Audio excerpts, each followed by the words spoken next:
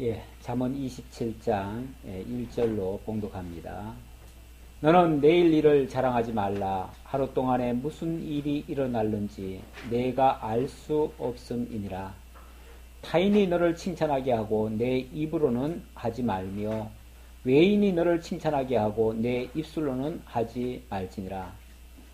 우선 2절까지 봉독해 드렸습니다. 나라를 다스리시는 여호와에 대해서 지금 배우고 있는데 전면에는 왕을 내세워서 나라를 다스려 가지만 실질적으로는 여호와께서 말씀으로 통치해 가신다, 그런 뜻입니다. 자, 나라를 통치할 때에 하나님께서 당부하시는 말씀입니다. 첫 번째는 지혜롭게 다스리라, 하나님의 말씀으로 다스리라, 그 얘기고요. 두 번째는 악한 자를 경계하라 그랬습니다.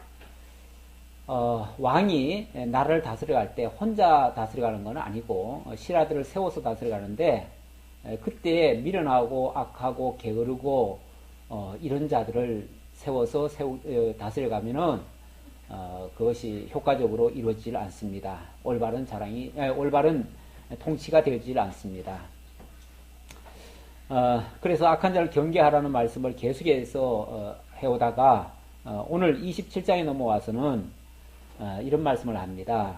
첫 번째는 자기를 자랑하지 말라. 자랑하지 말고 차라리 충성스러운 연책을 들으라, 이렇게 말을 합니다. 이 왕이나 이 지도자급에 있는 사람들은요, 항상 그 유혹을 받습니다. 무슨 유혹을 받냐면 자기가 치리하는 동안에 자기의 업적을 굉장히 높이고 백성들로부터 존경을 받고 뭐 잘 치리해가지고 존경받는 거야. 그거는 정상적이죠. 그건 뭐 바람직한 건데 실제로는 잘 하지도 못하면서 자꾸 어떤 명예심, 그 영광심이 더 앞서가지고 그래서 자꾸만 스스로를 자꾸 부풀립니다. 자기를 과시하고 자기 업적을 내세우고 스스로 자꾸 자기를 자랑을 하려고 하는 그런 그 유혹을 자꾸 받아요.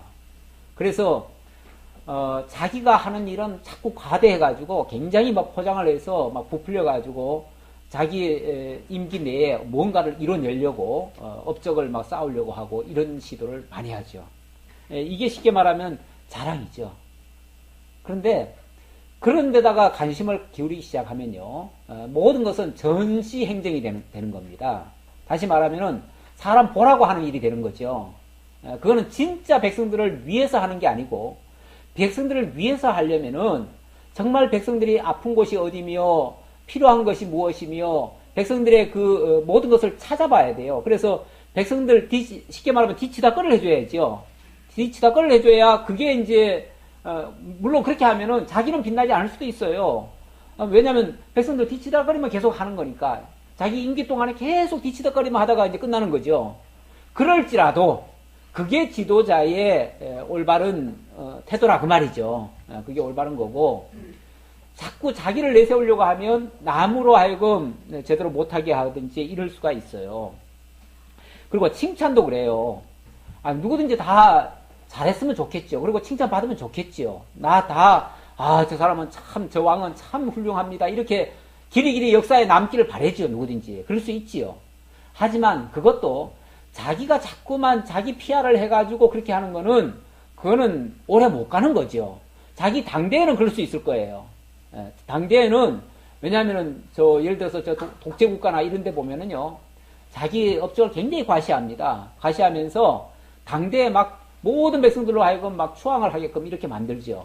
그러니까 당대는 그게 가능하지만, 다음 때만 가면요, 만약에 정권이 바뀐다든지 어떤 역사가 일어나면요, 그때는 이제 완전히 몹쓸 인간이 되는 거죠. 그때 되면은 그 자랑했던 거는 다 무효가 되는 거예요. 그러니까 진짜 자랑거리가 되려면 자기가 자랑해서는 안 되고 타인으로 하여금 자랑하게끔 해야죠. 그러니까 누가 봐도 인정할 만큼, 뭐 평소에는 자기를 싫어했던 사람마저도 정말 인정할 수 있을 정도로 그렇게 정말 성실하게 진실하게 됐다면 그거는 오랜 후에라도 기억이 되죠. 사람들이 인정합니다. 나중에 가면. 처음에는 막 욕할 수 있어요. 왜냐하면 정적관계에 있는 사람들은 다 욕해요. 욕하지만 그래도 나중에 보면은 그래도 그 사람이 진실했어. 저 사람만 한 사람은 없어. 이렇게 나오죠. 그래서 나중에 가면 다 인정을 받습니다. 그래서 칭찬은 반드시 타인이 해야 된다. 내가 해서는 안 된다. 그 얘기죠. 자, 그래서 내일 일을 자랑하지 말라 했고요. 예. 그리고 하루 동안에 무슨 일이 일어나는지 모르는데 괜히 내가 했다라고 했다가 나중에 가면 그게 다 자기 발등을 찍는다. 그 소리죠. 그리고 타인이 너를 칭찬하게 하고 내 입으로는 하지 말며 외인이 너를 칭찬하게 하고 내 입술로는 하지 말지니라. 자기가 자기를 칭찬하는 거, 자기가 자기를 자랑하는 거, 그걸 우리 속담에는 뭐라 그래요? 그건 미련하다고 그래요. 미련하다. 오죽하면 원래 자랑이라고 하는 건 스스로 할 수가 없어요. 할 수가 없는 거예요. 남이 칭찬하면 그게 영광이 되지만 자기가 자랑하면 미련한 자, 미련투기가 되는 거죠. 오죽하면은 자식 자랑, 아내 자랑을 팔불출이라고 그러죠. 네. 팔불출이라고 하는 이유도 그게 얼마나 바보 같고 미련하면 그러냐 그 말이죠. 그러니까 자꾸 자랑이나 하려고 하는 거죠. 그러니까 그런데도 불구하고 그리고 또 그게 나쁜 의도에서 안 했다 할지라도 좋은 의도에서 하고 또 사실을 얘기했다 할지라도 그거는 또 시기를 불러일으킬 수도 있어요. 그렇죠? 그래서 어쨌든 뭐 만약에 잘못된 걸 갖다가 자랑을 했다면 그거는 아주 막 분노를 일으킬 것이고 맞는 말일지라도 과도하게 자랑을 해버리면 그건 시기를 일으킬 수가 있어요. 그래서 어쨌든 자랑에는 화가 따른다 그랬습니다. 화가 따라요. 그래서 자극을 한다든지 남에게 분노를 일으킨다든지 남에게 불쾌감을 준다든지 이런 자랑은 정말 옳지 못합니다. 여기 이 본문의 배경이 되는 그 르호보암 같은 경우가 자기의 업적을 굉장히 과시하고 자기가 잘난 것처럼 막 과시를 했죠. 예를 들어서 그 신하들이 왕이시여, 왕은 아버지가 통치할 때 굉장히 백성들이 힘들었으니까 이제는 좀 편안하게 해달라고, 이제는 백성들을 위해서 좀 세금도 좀 깎아주시고, 왜냐면 아버지 솔로몬 때 굉장히 사업을 많이 벌렸잖아요. 사업을 많이 벌리는 바람에 백성들이 굉장히 힘들었어요.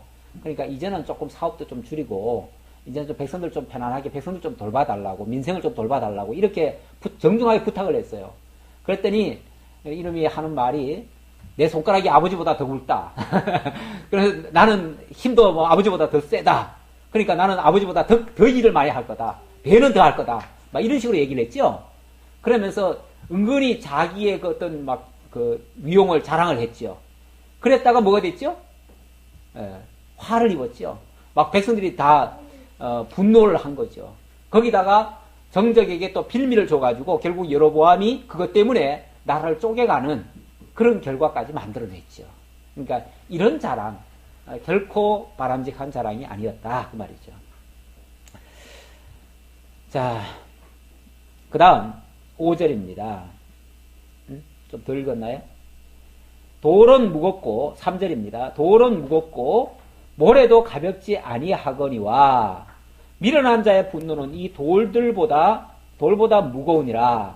부는 잔인하고 노는 창수 같거니와 투기 앞에야 누가 서리요. 이 말은 바로 그렇게 자기를 자랑한다든지 또 아니면은 막 화를 돋구는 이런 말을 하면 상대방이 노를 하든지 아니면 시기를 한다든지 이래가지고 모든 걸 다 그르친다 그 얘기예요. 그런 일이 만약에 발생하면 그걸 어떻게 막겠느냐 그 말이죠. 그러니까 절대 스스로 자랑해서는 안 된다. 이 얘기를 지금 강조하느라고 그렇게 표현을 한 겁니다. 그래 놓고 5절에서는 면책은 숨은 사랑보다 나으니라. 예를 들어서 참 철다서니 없게 자기를 자랑한다고 칩시다. 그럴 때는 정말 충성된 신하라면 아니면은 충성된 정말 성실한 사람이라면 그걸 면책을 해야 돼요. 잘못을 잘못이라고 지적을 해야 돼요. 그래야 되는데 그 면책은 숨은 사랑보다 사실은 낫습니다. 속으로는 사랑하면서도 차마 그 말을 못해가지고 면책하지 않았다? 그러면은 사랑한 게 아니에요. 결국 그 사람을 망치는 결과가 돼버려요. 그래서 그거는 진짜 사랑이 아니다는 거죠. 근데 차라리 면책을 한다면 그가 사랑하고 있다고 하는 그 진실함이 우러나오는 거다. 그 말이에요. 친구의 아픈 책망은 충직으로 말미암은 것이나 원수의 잦은 입맞춤은 거짓에서 난 것이니라. 친구의 아픈 책망. 그러니까 정말 친구라면요. 정말 충신이라면요. 정말 백성을 위하고 나라를 위하는 사람이라면요. 좀 직언도 할 수 있어야 됩니다. 좀 바른 소리도 할 수 있어야 돼요. 잘못된 걸 잘못됐다고 할 수 있어야 돼요.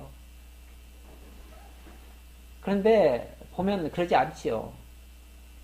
전에 어느 대통령 때는 방구만 끼워도 각하 시원하시겠습니다. 이런 얘기를 했다고 그러잖아요. 안에 알랑방구 끼는 거죠. 다시 말하면은 뭐 잘못한 것도 다 잘했다고 그냥 이렇게 막 축해주는 거죠. 그러니까 사실 높은 자리에 가 있으면요. 아래들의 형편을 잘 모릅니다. 자, 특히 이 청와대 같은데 이런 데는 사실은 다 이렇게 에워싸여 있어요. 그리고 모든 것을 직접 보는 게 아니라 다 간접적으로 보고를 받습니다. 나라에서 만약에 무슨 일이 있어가지고 뭔가 제안이 간다고 칩시다. 제안이 가면 그게 바로 대통령한테 갈 수 있느냐? 아니에요. 중간에 다 걸러져요. 걸러져가지고 대통령의 심기를 건드리지 않을 것만 보고를 해요. 그러니까 예를 들어서 잘하십니다, 훌륭하십니다, 위대하십니다 이런 말은 다 전달해줘요.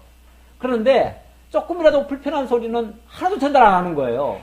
그러면 위에서는요, 밑에서는 막 욕을 해도 저 위에서는 내가 정말 잘하는가 보다 모든 사람이 나를 우러러보고 있구나 이렇게 생각하고 있다니까요. 그거는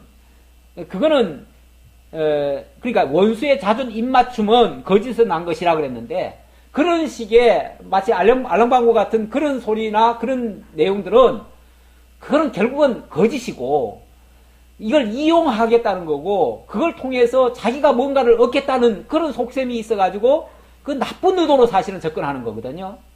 근데 진짜 충직한 자라면은 그러면 안 된다는 거죠. 오히려 친구라면은 아픈 책망을 해줘야 된다는 거죠. 아픈 책망. 정말 지금 백성들이 얼마나 지금 고달픈지 아십니까? 얼마나 힘든 일을 지금 당하고 있는지 아십니까? 얼마나 이런 소리를 하고 있는지 아십니까? 그런 소리를 사실은 전달해줘야 돼요. 그러면서 귀를 기울여야 됩니다. 이럴 때 가만히 있으면 안 됩니다. 어떻게 하셔야 됩니다. 이렇게 사실은 제안을 해줘야 돼요. 안 그러면 모릅니다. 위에서는. 배부른 자는 꿀이라도 싫어하고 줄인 자에게는 쓴 것이라도 다니라. 배부른 자는 꿀이라도 싫어한다.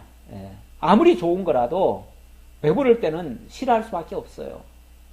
그러니까 자기가 부족함이 없고 자기가 배부르고 이러면요. 정말 남의 사정 모르는 거예요. 그러나 줄인 자에게는 쓴 것이라도 다니라. 그런데 가난하고 이런 사람들은 정말 조금만 도와줘도 얼마나 감사하게 여기고 얼마나 귀하게 여기겠어요.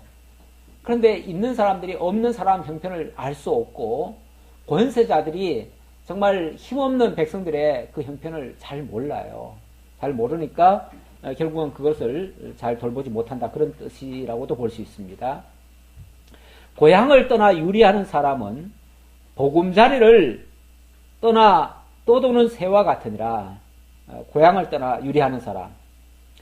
그러니까 제 역할 못하는 사람이라고도 볼 수 있죠. 제 역할 못하는 사람은 보금자리를 떠나 떠도는 새와 같다. 어떤 역할도 제대로 못하니까 그렇다는 거죠.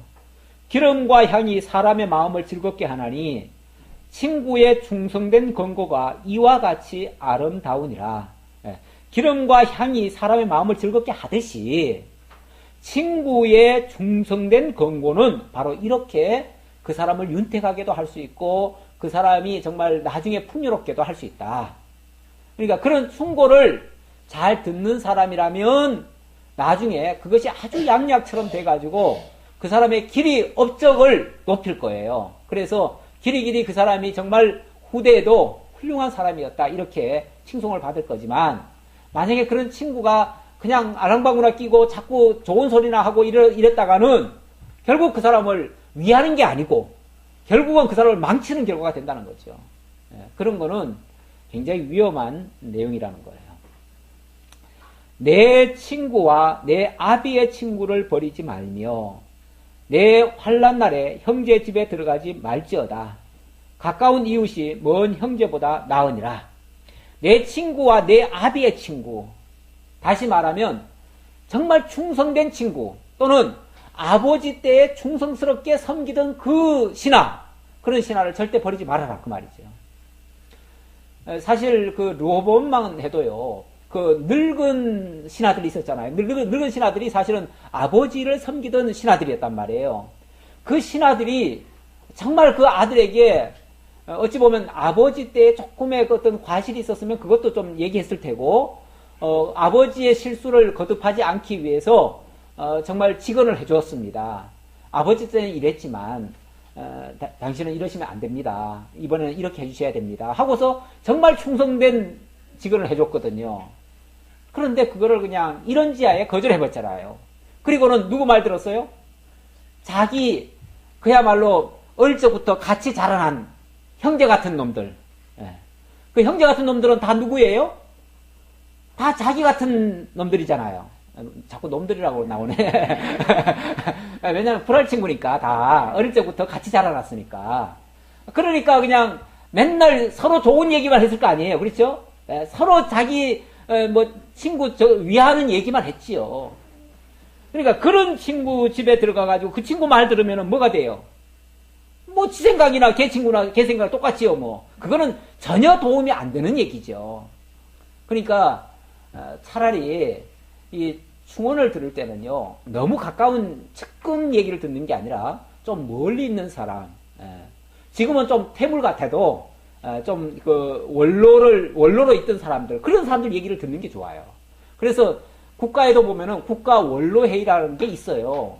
그 과거에 좀 권력층에 이렇게 주변에 있던 사람들이에요. 그런 사람들이 지금은 할 일이 없어가지고 다 뒷전으로 물러나 있지만 아주 위태롭고 어렵고 힘들 때는요, 그런 사람들을 부르는 거예요. 어떻게 결정해야 될지 잘 모를 때. 그럴 때는 그런 사람들의 말을 들으면은 그 사람들의 경험이 있잖아요. 과거에 실수했던 경험도 있고 항상 과거라고 다 잘했다는 건 아니에요. 그 사람들이라고 다 잘한다는 얘기는 아니에요. 그러나 최소한 잘못했더라도 잘못된 경험이라도 있잖아요. 그렇죠? 그러니까 그런 잘못된 경험을 다시 되풀이하지 않도록 얘기를 해줄 수 있잖아요. 그러니까 그럴 때에 그런 사람 이야기를 들으면 그러면은 큰 실수는 안 해요. 그래서 그 원로들이 그래서 가끔 필요한 겁니다.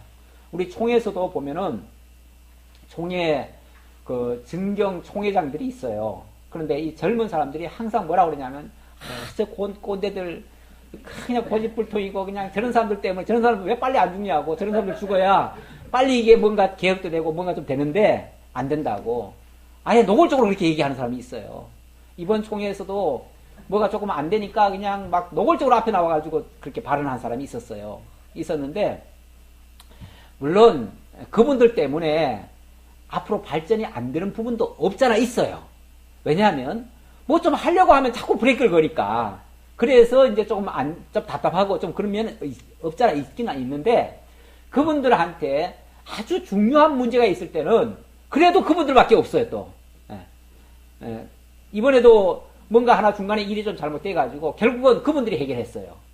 그분들한테 결국은 바톤이 넘어가가지고 그분들이 긴급회의를 해가지고 일처리를 했어요. 결국은 그분들도 다 필요한 겁니다. 아주 중요할 때는. 필요한 건데 그걸 그렇게 그냥 당장에 눈앞에 보이는 그런 것만 가지고 생각하고 판단하면은 그거는 큰 문제가 됩니다. 11절입니다. 11절부터 22절까지는 이번에는 어리석은 보증과 축복과 칭찬을 경계하는 말입니다. 어리석은 보증, 또 지나친 축복, 그리고 칭찬. 칭찬에는 화가 있다고 그랬습니다. 그래서 그런 것에 자꾸 길들여지다 보면 정신을 못 차리죠. 못 차려요. 내 아들아 지혜를 얻고 내 마음을 기쁘게 하라. 그리하면 나를 비방하는 자에게 내가 대답할 수 있으리라. 슬기로운 자는 재앙을 보면 피하여도 숨어 피하여도 어리석은 자들은 나가다가 해를 받느니라. 타인을 위하여 보증선자의 옷을 취하라. 외인들을 위하여 보증선자는 그의 몸을 볼모 잡을지니라. 지혜의 길을 기울이면요, 쓸데없는 비방이나 재앙도 피할 수가 있습니다. 하지만 어리석은 자는 참 지혜의 길을 기울이지 않는다는 게 문제죠. 지혜의 길을 기울이지 않는다면 결국은 자기 고집대로 나아가다가 해를 받을 수밖에 없습니다.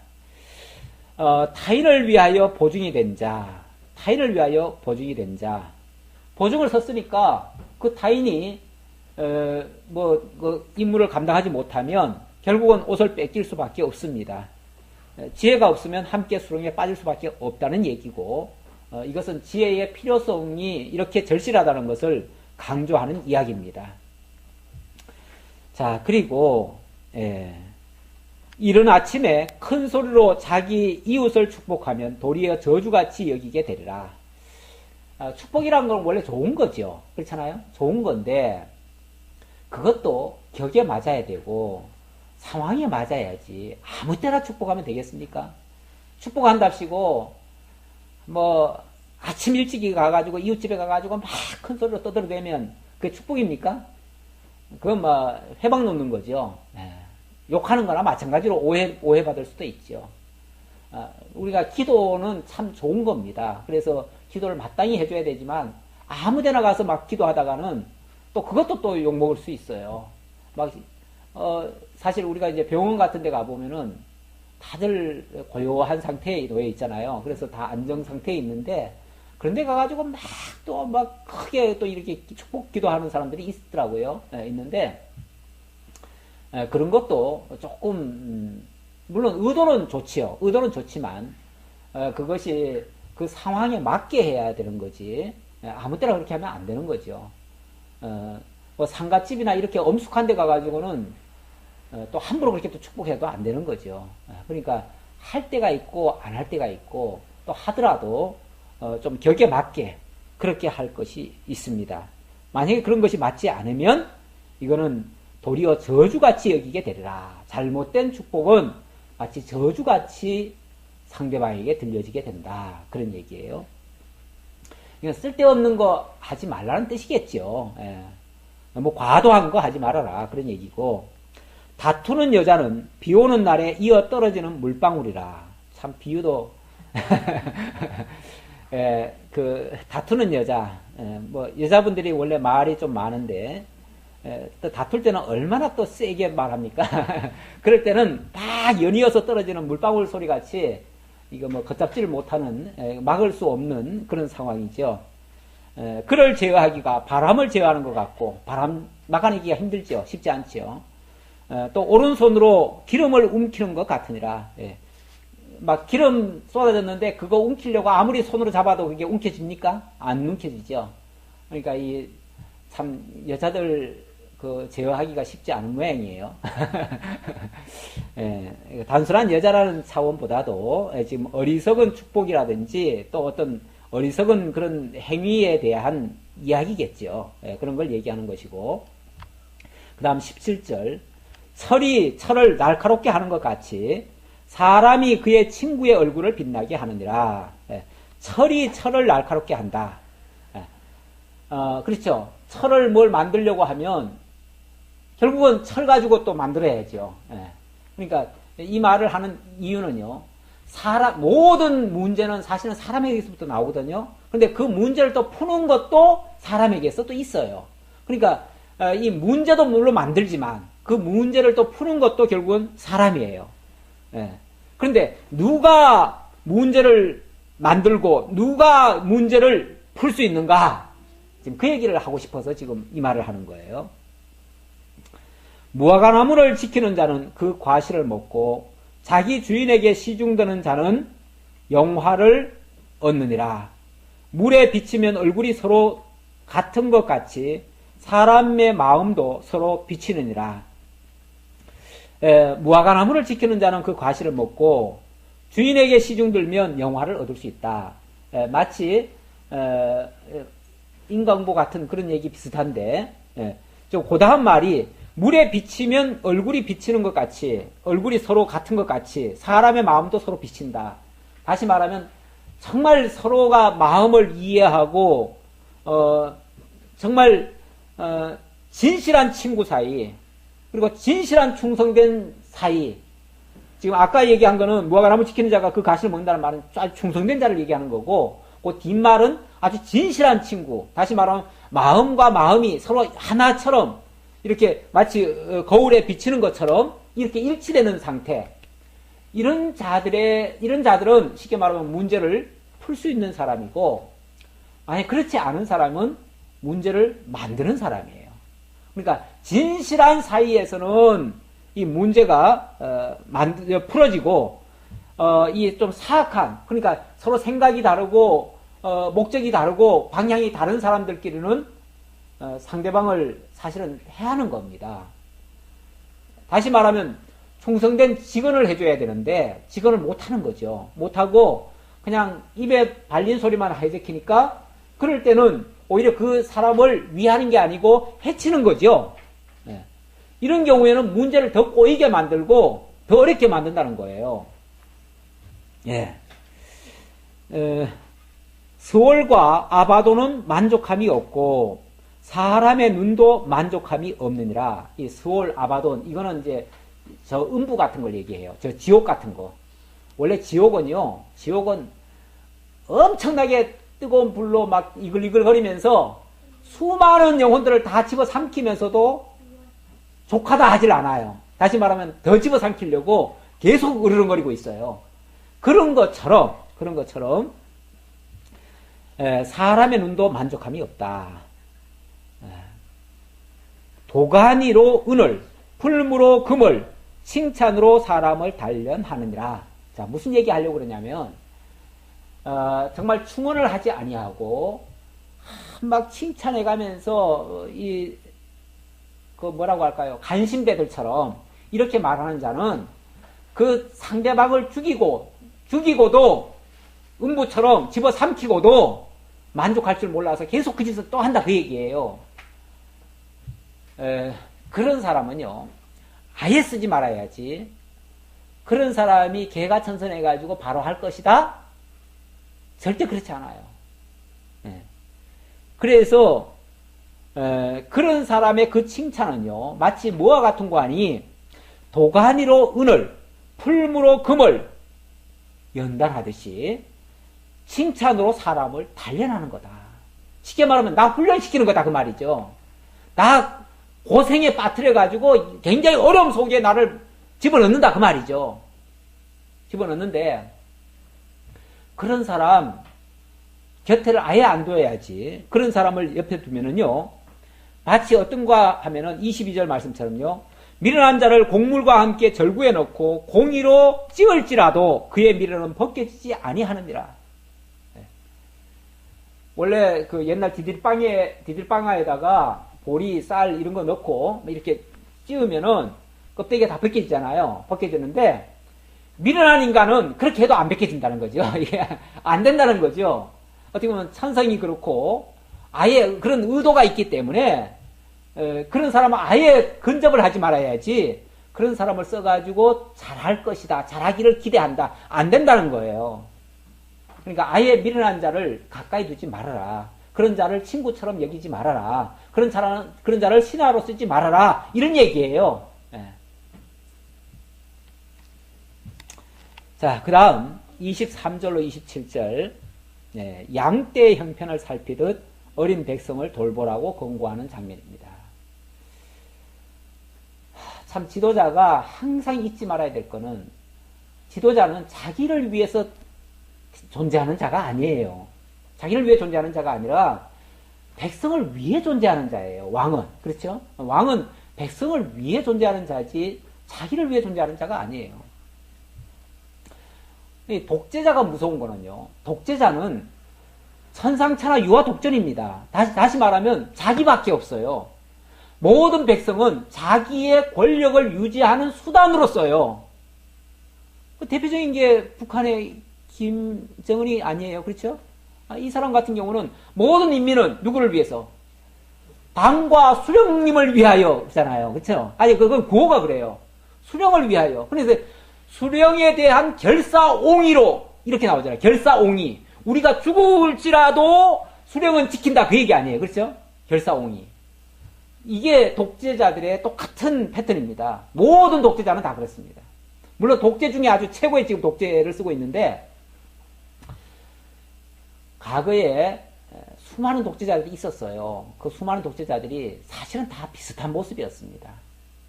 독재가 무서운 거는 백성이 중요한 게 아니에요. 백성은 자기의 권력을 지키고 유지하고 누리는데 도구로 쓰는 도구였어요. 도구. 그러니까 자기 권력을 유지할 수 있다면 목적을 위해서 얼마든지 희생해도 상관없어요. 얼마든지 죽어도 괜찮아요. 무서운 사람들이에요. 그래가지고 자기 권력을 공고화하기 위해서 공고화하려면은 어떤 계기가 있어야 되거든요. 그 계기를 만들기 위해서 일부러 막 무자비하게 죽이는 일도 있잖아요. 우리나라에도 불행한 역사가 몇 번 있었는데 불행한 역사들이 사실은 다 그런 권력의 그 욕심과 관련이 있어요. 그냥 괜히 나온 게 아니에요. 그러지 저 뭐 킬링필드라고 해가지고 그 어디입니까? 태국이 캄보디아. 캄보디아 거기는 몇백만을 죽였잖아요. 몇백만을. 자기 권력을 지키기 위해서 뭐 200~300만을 죽였어요. 그리고 그걸 다 해골로 그냥 만들어 놔가지고 그걸 또 자랑스럽게 또 그걸 또 간직하고 있잖아요. 이런 식으로 모든 독재자들은 다 그랬습니다. 그리고 백성들은 피폐해도 정말 굶어 죽어도 자기 권력에 해가 된다면 절대 외세도 용납하지 않고 남의 도움도 안 받습니다. 그리고 재산은 있는 대로 긁어가다가 자 해외 스위스 은행에 갖다 또 다 저장해 놓습니다. 그리고 나중에 발각되면은 다 통치자금이었다고 얘기합니다. 그런 식의 통치자금이 무슨 목적의 통치입니까? 그게 통치라는 거는 백성을 다스린다는 얘기인데 그게 무슨 자기 치부지 그게 무슨 통치입니까? 그건 통치가 아니죠. 그야말로 백성을 이용하는 거죠. 그러니까 양떼를 돌아보지 않는 통치자다? 이미 독재자입니다. 연약한 백성들, 가난한 백성들, 어린 백성들 돌보지 않는 지도자는 사실 지도자의 자격을 상실한 겁니다. 내 양떼의 형편을 부지런히 살피며 내 소떼에게 마음을 두라. 왕은 항상 양떼의 마음을 둬야 됩니다. 백성에게 늘 마음이 가 있어야 된다는 겁니다. 자나깨나 백성들이 오늘은 불편함이 없을까? 무엇 때문에 불편할까? 그런 걸 살펴야 된다는 거죠. 그래서 정말 불편한 게 있다면 그걸 해결해 주려고 그렇게 해야 된다는 거죠. 그런데 그런 데는 관심 없고 재산이나 긁어 모아가지고 어디 스위스에다가 다 저장해 놔뒀다가 자기 정치적 위기를 다행했을 때 그럴 때 꺼내다 써야지. 아니면 내가 해외 망명 갔을 때 그때 써야지. 유명한 그 아라파트도 얼마 전에 죽었잖아요. 죽었는데 스위스 은행에 60억 불이 있대요. 60억 불이. 그 사람 재산이. 아니 그 팔레스타인 얼마나 가난합니까 지금. 완전히 국민들은 정말 다 죽어가는데 어디서 60억 불을 마련해가지고 거기다가 스위스 은행에 갖다 저장을 해놓습니까? 옛날에 마르코스 이런 사람들도 다 마찬가지예요. 그렇게 해외에다가 독재자들은 한결같이 그래요. 지금 김정은이도 마찬가지예요. 엄청난 지금 재산이 해외에 지금 빼돌려져 있어요. 그러니까 백성들은 뭐 양식이 없어서 굶어 죽는데 자기는 뭐 천년만년 쓸 거를 그냥 모아놓고 있는 거죠. 하지만 24절에 보니까 대저 재물은 영원히 있지 못하느니 면류관이 어찌 대대에 있으랴. 어찌 그 정권이 어찌 그 권력이 대대에 이어서 그렇게 가겠느냐 그 말이죠. 어찌 그렇게 모은 재물이 어찌 영원히 갈 수 있겠느냐 그 말이죠. 그 정권 뒤집어지면요 그 모든 건 다 무효됩니다. 다 없어지는 거예요. 그렇게 바보같이 좀 평소에 그걸 썼으면 얼마나 영웅 대접 받겠어요. 만약에 그걸 풀어가지고 정말 가난한 백성들 먹이고 입히고 했다면 아마 성군 되죠, 성군. 그렇잖아요? 나는 그 브라질의 룰라 대통령이 굉장히 존경스러워요. 그분은 사실은 초등학교밖에 안 나온 사람입니다. 초등학교도 제대로 나왔는지 안 나왔는지 모를 정도로 그러다가 어쩌다가 대통령까지 돼버렸어요. 대통령이 됐는데 그동안의 역대 정권들은 전부 다 저기만 생각을 했죠. 늘 경제 성장시켜야 된다고 해가지고 계속 기업들에게 해주고 기업들한테 커미션 받아가지고 다 챙기고 이런 짓만 했는데 이 대통령은 원래 밑바닥 인생이었기 때문에 원래 그 자기네들 주변 사람들이 전부 다 서민이었기 때문에 생각나는 사람들이 서민밖에 없어요. 그래가지고 대통령 되면서부터 그냥 서민들만 챙겼어요. 서민들만 챙겼는데 그렇게 하면은 막 금방 나라 망할 거라고. 왜냐하면은 저렇게 국가 재산을 가지고 서민들 다 챙기다 보면은 결국 국가는 부도날 거 아니냐. 이래가지고 다 반대하고 막 난리가 났었어요. 그런데 희한한 역사가 일어났어요. 그렇게 서민을 도와줬는데 그 서민들이 다 중산층이 돼버린 거예요. 중산층이 되니까 소비가 굉장히 많아지고요. 그들이 다 경제 활동을 하기 시작하니까 오히려 국가가 그냥 굉장히 성장을 해버렸어요. 그래서 브라질이 OECD에 들어와가지고 굉장히 우리나라보다도 어떤 면에서 뭐 전문은 아니지만은 어떤 면에서 더 앞선 부분도 있어요. 지금 굉장히 지금 발전이 됐어요. 그 브릭스라고 해가지고 그쪽에서는 아주 탑입니다. 최고입니다. 그 정도로 성공한 대통령이에요. 그런데 그분은 은퇴해가지고 지금 시골에 가가지고 자기가 직접 농기구 가지고 농사 짓고 있어요. 집도 따로 집이 없어요. 그냥 조그만 농가 하나밖에 없어요. 일체 정부에서 지원해주는 거 다 거절하고 그냥 농사 지어가면서 그냥 살아요. 그러니까 얼마나 존경을 받습니까?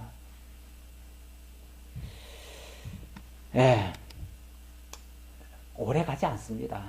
그 악한 방법으로 하는 모든 것들은 오래 가지 않습니다. 풀을 벤 후에는 새로 움이 돋나니 산에서 꼴을 거둘 것이니라. 풀을 벤 후에는 새로 움이 돋아요. 이거는 항상 없어져도 어떻게 보면은 또 소망이 생기잖아요. 소망이 생겨요. 그러니까 그런 데다가 소망을 두고 가라는 뜻이겠죠. 어린 양의 털은 내 옷이 되며 염소는 밭을 사는 값이 되며 염소의 젖은 넉넉하여 너와 내 집의 음식이 되며 내 여종의 먹을 것이 되느니라. 이거는 어찌 보면은 농부가 자기에게 주어진 그 양을 치고 또 그 밭을 가꾸고 이렇게 거기에 부지런함으로써 소망을 삼는 것처럼 그렇게 자기 일에 충성하면 양을 잘 치면은 그 양의 털이 자기 옷이 될 수도 있고요. 또 염소를 잘 기르면은 그 젖이 자기의 음식이 될 수도 있고요. 뿐만 아니라 모든 가족들도 다 풍성하게 될 수 있고요. 다시 말하면 열심히 하면 경제는 사실은 어느 정도는 다 돌아갑니다. 경제는 특별한 방법이 있는 게 아니에요. 그 악한 방법으로 따로 빼돌리거나 불의한 방법으로 하지 않는 이상 근면 성실하게만 하면은 다 먹고 사는 데는 지장은 없습니다. 그렇기 때문에 경제는 따로 그렇게 집중적으로 투자하고 하는 게 아니에요, 원래. 오히려 그것보다는 모든 사람들이 공평한 기회를 얻도록 하는 게 가장 좋습니다. 그리고 어떤 일을 하더라도 그 불이익을 당하지 않도록 하는 거. 그렇게 되어지면요, 사람들은요 다 열심히 합니다. 다 열심히 할 수밖에 없어요. 왜냐하면 노력하는 만큼 대가를 얻잖아요. 그러면 다 열심히 할 수밖에 없어요. 왜 북한이 이렇게 쉽게 말하면 생산성이 낮습니까? 북한은요, 내가 아무리 노력을 해도 노력한 게 내게 안 돼요. 그렇죠? 내가 노력을 많이 해봤자 그건 정부만 잘 되는 거지 김정은이만 부를 취하는 거지 백성들한테는 돌아올 게 없어요. 어차피 100억 뭐고 이거 하나 100억은 똑같으니까 에이 내가 뭐하러 그렇게 힘들게 하면서 그거 받으려고 내가 하냐. 그리고는 안 하는 거예요. 볼 때만 슬쩍슬쩍 하고 안 볼 때는 안 하는 거예요. 다시 말하면 불평등한 사회에서는요 절대 사람들이 노력하지 않습니다. 그러나 공평한 기회가 제공되고 누구든지 그냥 애쓰는 만큼 벌어먹을 수만 있다면, 그것만 보장된다면, 그러면 누구는 안 하겠어요. 열심히 하면 내 거 되는데 왜 안 하겠어요? 그러니까 이런 것들을 누가 합니까? 권력자들이 조정을 하는 거죠. 원래 행정이라는 거는요, 뭘 막 새롭게 엄청나게 뭘 하는 게 아니고 그냥 이렇게 질서 정리예요. 질서 정리. 마치 교통순경이 막 뒤엉켜 있는 차들 이렇게 어디로 가고 어느 차는 어디로 가고 요 방향 딱딱 지시해 가지고 그렇게 가도록, 그래서 원활하게 뚫어주는 역할, 그게 행정이에요. 행정을 굉장히 복잡하게 생각하면 안 돼요. 그냥 정리해 주는 거예요. 그게 자기 역할인데, 만약에 딴 데다가 신경을 쓴다? 그러니까 양떼에게 신경을 안 쓰고 딴 목적을 둔다? 그러면은 이제 엉뚱한 방향으로 가기 시작하는 거죠. 그래서 양떼의 형편을 살피듯 어린 백성을 돌보는 것이 왕이 해야 될 가장 중요한 일이고, 거기에 만약에 악한 자가 있다면 악한 자는 절대로 등용하지 말아라. 그런 자를 쓰면은 결국은 그 화는 왕에게 다 간다. 그런 뜻으로 이야기를 했습니다. 그 다음 28장부터는 나라 형통에 대한 훈계입니다. 자, 앞에서는 나라 통치에 대한 훈계인데, 그러니까 어떻게 다스릴 것이냐를 얘기했다면, 이제는 어떻게 나라를 쉽게 말하면 부국강병으로 만들 것이냐, 이제 그 얘기예요. 나라를 어떻게 하면은 나라가 형통해지고 강해지고 부해지고 정말 살기 좋은 나라가 될 수 있겠느냐, 그런 얘기에 대해서 이야기를 하는데, 여기서는 아굴의 잠언, 르무엘 어머니의 잠언이 나옵니다. 이거는 그런 사람들이 어찌 보면은 아주 중요한 어떤 사례를 얘기를 해주는 거예요. 사례를 얘기해 줌으로써 나라를 이런 식으로, 그러니까 뭐 거창하게 생각하지 말고 이런 교훈에 의해서 이런 생각에 의해서 나라를 통치해 가면 나라는 부강해질 수밖에 없다. 사실 부패만 제거해도요, 그렇죠? 부패만 제거해도 나라는 살만합니다. 지금 우리나라가 OECD 국가 중에서, OECD가 34개국인데 OECD 국가 중에서 33위입니다. 복지 수준이 33위. 그러면 34개국 중에서 꼴찌 다음이에요. 우리는 굉장히, 우리가 뭐 복지가 지금 사실은 옛날에 비하면 많이 살기 좋아졌지만 그래도 사실은 아직 멀었다, 그 얘기예요. 그 얘기고, 노인들의 행복 지수가 96개국 중에서, 이거는 OECD가 아니라 선진국에서가 아니라 전 세계에서 50입니다. 그러니까 96개국 중에서, 그러니까 한 절반이라는 얘기죠. 여기는 태국이나 뭐 어디 그런 나라보다도 훨씬 뒤떨어져 있습니다. 이건 무슨 얘기냐면, 우리 경제 규모는 굉장히 크거든요. 높아요. 굉장히 잘 사는데, 전체적으로 보면 나라는 잘 사는데, 개인이 상대적으로 빈곤감을 많이 느끼고 있다, 그 얘기예요. 다시 말하면 서민이 많다, 그 소리예요. 이거는 굉장히 불평등한 사회다, 그런 얘기예요.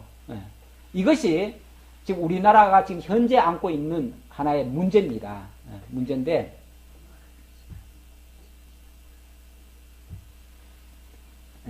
무슨 얘기인지 정확히 얘기해 보세요. 방글라데시가 제일 행복이 많다.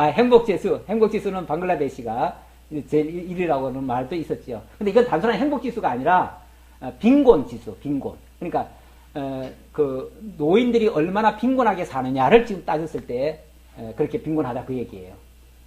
전체 국민들은 괜찮아요. 괜찮고, 또 아까 얘기한 거는, 그거는 내가 뭐라고 그랬어요? 복지 수준을 얘기한 거고.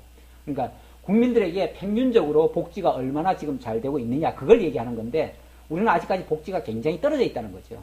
뭐 내년부터는 뭐 또 유치원 뭐 지원 못 해주겠다고, 뭐 돈이 없어서 못 해주겠다 그러는데, 만약에 그런 게 못하면은, 지금 하고 있는 중에도 지금 이 정도인데, 만약 못한다 그러면은 더 떨어지겠죠.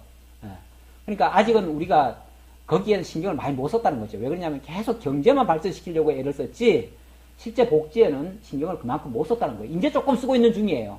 쓰고 있는 중인데, 물론 우리가 체감하기는 옛날에 전혀 못 받다가 이 정도라도 받으니까 괜찮아하죠. 굉장히 고맙고 좋은데, 그래도 아직은 멀었다 그 얘기죠. 세계 수준을 따라가자면 멀었다 그 얘기예요. 그런데 이제 그 지도자가 정말 백성들을 위하는 그런 마음이 되어지면 이런 것들이 좀 더 나아질 거예요. 이런 하나의 원리를 설명해 드렸습니다. 기도하겠습니다. 아버지 하나님 감사합니다. 우리에게 하나님께서 이 잠언을 통해서 어떻게 하는 것이 바람직한 하나님의 나라를 이루어갈 것인가에 대해서 일깨우시니 참으로 감사합니다. 하나님 나라의 왕같은 제사장으로서 우리들이 마땅히 해야 될 본분이 무엇이며 우리가 이 세상을 향해서 또 성도들을 향해서 어떻게 또 교회를 또 치리해 가고 어떻게 또 백성들을 상대해야 되는지에 대한 그런 지혜도 얻을 수 있도록 인도해 주셔서 감사합니다. 항상 말씀을 앞세우게 하시고 그리고 하나님께서 주신 지혜대로 백성을 잘 다스려 갈 수 있는 저희 모두가 될 수 있도록 함께 해 주옵소서. 예수님의 이름으로 기도하옵나이다. 아멘.